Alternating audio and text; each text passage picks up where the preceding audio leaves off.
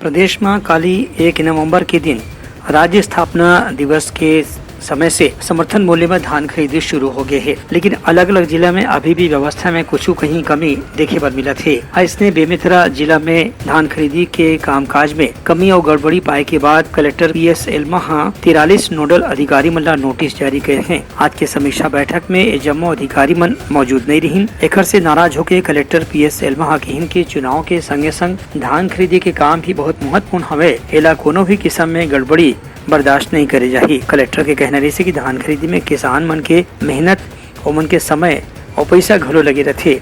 एकर सेती ओ काम ला पूरा गंभीरता के साथ में अंजाम देना है। कलेक्टर है धान खरीदी से जुड़े जम्मू सहकारी समिति के प्रबंधक मन ला कहिन कि धान खरीदी के काम में सुचारू रूप से सब व्यवस्था और इंतजाम बराबर होना चाहिए। 30 तारीख को जिले के 129 धान खरीदी केंद्रों के जो नोडल अधिकारी बनाए गए हैं, समन्वय अधिकारी जहाँ पर देख रेख करेंगे, उसका स्टेगिंग करवाएंगे, बारदाना है या बाकी ड्रेनेज है, इसकी सारी व्यवस्था के लिए बनाया गया है।